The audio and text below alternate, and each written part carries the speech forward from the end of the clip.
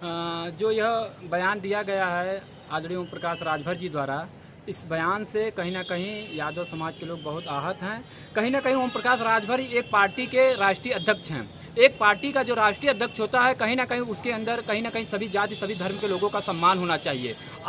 आपके माध्यम से मैं बताना चाहता हूं कि जब उनके अंदर किसी एक जाति विशेष के प्रति इतनी नफरत भरी है, तो कहीं ना कहीं समाज में कभी वो सफल नहीं हो सकते, नहीं कभी वो समाज के हित की बात कर सकते हैं। और मैं तो भारतीय जनता पार्टी के लोगों से कहना चाहता हूं कि ऐसे लोगों के साथ जो आप गठबंधन किए हैं, कहीं ना कहीं इसका खामियाजा आपको पूरे देश लेवल पे भोगना पड़ेगा। इसका खामियाजा आपको पूरे देश भोगना पड़ेगा, क्योंकि यादव समाज के लोग पूरे देश में कहीं ना कहीं पाए जाते हैं। और आप देख लीजिए, यहाँ पे आप उत्तर प्रदेश में एक जात विशेष को टारगेट करते हो, एक समाज के लोगों को टारगेट करते हो। आज हमारे यहाँ पे अभी आप मड़ियाहों में देखें, एक यादव समाज की हत्या हो गई। आप जिस तरह से, और वो यादवों के खिलाफ लगातार बोल रहे हैं, भारतीय जनता पार्टी के लोग उनको साथ दे रहे हैं। तो मैं पूरे देश के यादव समाज के लोगों से निवेदन करना चाहता हूं, ऐसे लोगों को आने वाले चुनाव में सत्ता से हटाने का काम 2024 में करेंगे। क्योंकि यह जो बयान दे रहे हैं 12 बजे बुद्धि खुलती है ओम प्रकाश राजभर जी, उनको पता नहीं है कि यादव समाज एक अपने दम पे एक मेहनती जाति है, जो अपने दम पे लोगों का,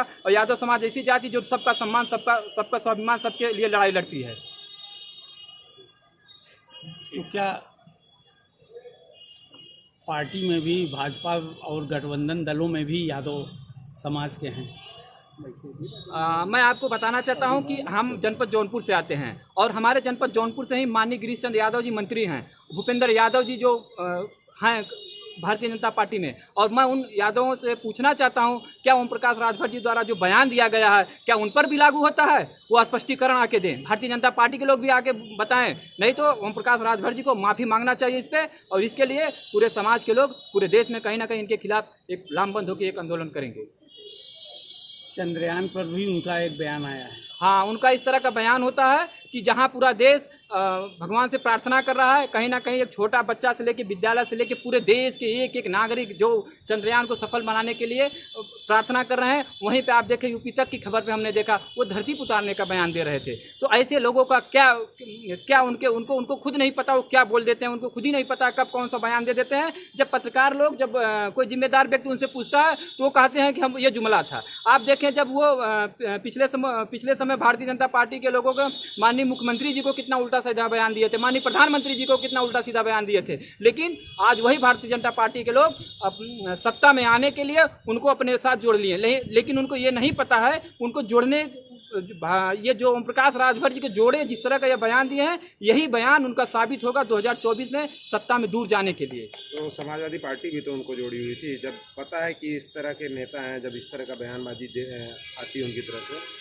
तो ऐसी क्या मजबूरी है समाजवादी पार्टी की कि ओम प्रकाश राजभर का सहारा लेना पड़ता है? नहीं, समाजवादी पार्टी उनको जोड़ी थी, तो जिस समय वो जोड़ी थी उस तरह का बयानों पे माननीय राष्ट्रीय अध्यक्ष जी उनको सीधा बार बार ये कहते थे कि आप पार्टी में रह के संयम बयान दीजिए। यही सब कारण था। इसी तरह बड़बोलापन की वजह से भारतीय जनता पार्टी में, समाजवादी पार्टी ने उनसे रिश्ता खत्म कर दिया, और कहीं ना कहीं आने वाले समय में कभी भी समाजवादी पार्टी में उनका चारों तरफ से रास्ता बंद है।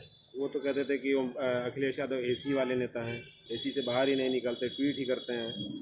देखिए, मैं आपको बता दूं, जिस उनको वो जो बयान दिए हैं माननीय अखिलेश यादव जी एसी वाले नेता हैं, तो शायद उनको पता नहीं है कि सबसे ज़्यादा, अगर एक दिन सबसे ज़्यादा रथ यात्रा किए थे, अगर रोड पे सबसे ज़्यादा चले थे, तो माननीय अखिलेश यादव जी चले थे। उनको ये पता नहीं है, क्योंकि वो सिर्फ बयान देते हैं। समाजवादी पार्टी का करता, समाजवादी पार्टी के राष्ट्रीय अध्यक्ष जितना जमीन पर काम करते हैं उतना कोई नहीं करता। ऋषि भाई, आखिरी वो कौन सा आंदोलन था जिसमें अखिलेश यादव जमीनी स्तर पर उतर करके अपने कार्यकर्ताओं के लिए सामने आए थे? आप देखें, अभी लगातार राष्ट्रीय अध्यक्ष जी लगातार संघर्ष कर रहे हैं, लगातार राष्ट्रीय अध्यक्ष जी लोगों के बीच में जा रहे हैं, लगातार राष्ट्रीय अध्यक्ष जी सबके दुख सुख में जा रहे हैं।